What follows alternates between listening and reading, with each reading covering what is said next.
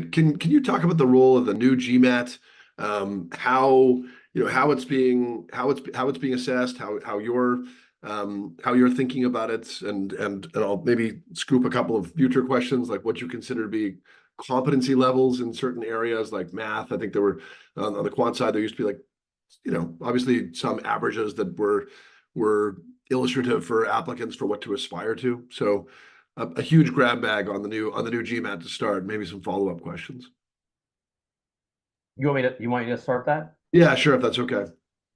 Sure. So, I've been in this business now like 22 years or so. These tests change. This isn't the first time the tests have changed. So, and we do obviously now the GMAT, there's only one GMAT, the GMAT Focus, and pretty soon it will just be called the GMAT test again.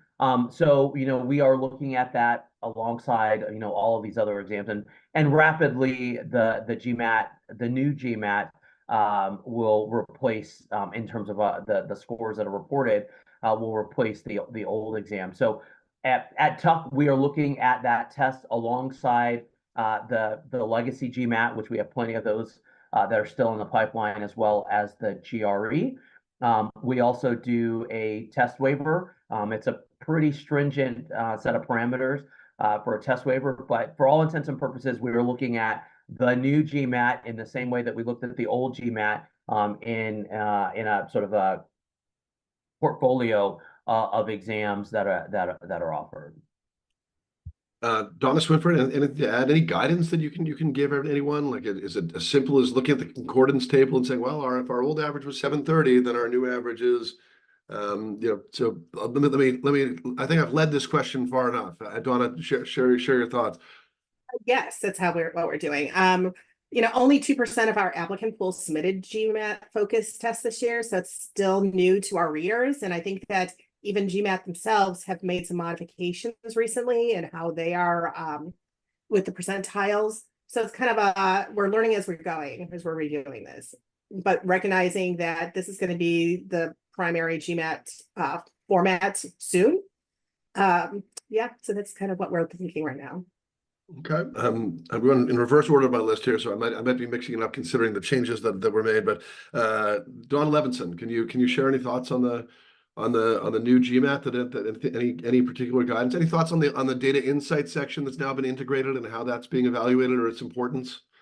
I actually have nothing more to add. I think for all of us, this is, and I guess one point of clarification. I think you asked like if we were adjusting what our targets are. I actually don't think it works that way. I think what happens is we assess individuals, we really do.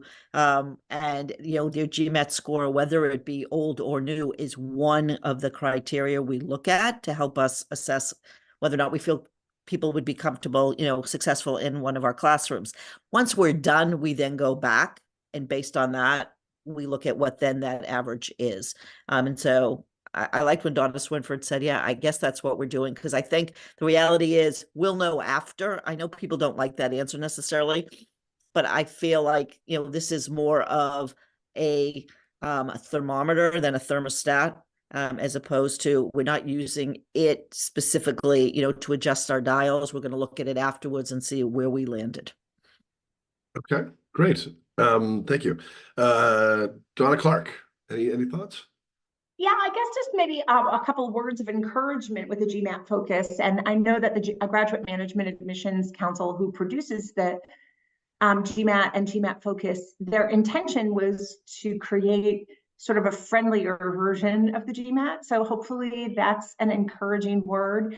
As Lauren said earlier, we're accustomed to tests being modified. So several years ago, the GMAT introduced the integrative reasoning section, and there's always a little bit of a learning curve and an adjustment for admissions offices. For our school, and I would say in this year's first year class, of the people who submitted a test, 50% took the GMAT and 50% took the GRE. So, there's options out there too. And we also have a test waiver process, because not all stellar applicants are stellar test takers. And we want to have, in this day and age, 2024, there's lots of alternative evidence that you can do well academically. We've worked with enterprise analytics to determine what those indicators are outside of a standardized test. So I just wanted to let people know that, you know, there's a rise in popularity of the GRE as well. And this new exam was intended to be a little bit softer and friendlier, applicant friendly. Bruce, anything to add? Any guidance? Nothing terribly insightful that others haven't said already, but I would echo Donna Clarke that, you know, the intention was to shorten the test, make it more applicant friendly, allow you to kind of reorder and kind of re-answer certain questions. So hopefully that's a benefit. To Donna Levenson, yeah. So we're not looking at the numbers. So don't be stressed about the numbers. We're not looking at the numbers. We're looking at the percentiles. We're trying to keep it. And to be fair, for those who took the older version, the newer version, we're trying to keep it consistent in terms of how we look at it. So we're not, we won't know what the number is until we, at the end of the year, but, we're trying to be consistent across test administration. So we're not advantaging or disadvantaging everyone. So don't worry about what number your score is. We're looking at the percentiles. And in terms of data insights and other aspects of it, we're not overthinking it.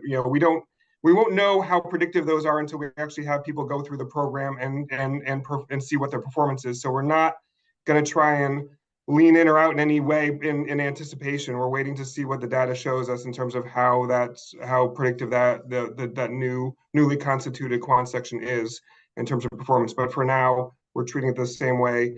There's no advantage or disadvantage in terms of sort of obviously you can only take the new GMAT, as Lawrence said, as opposed to the previous version.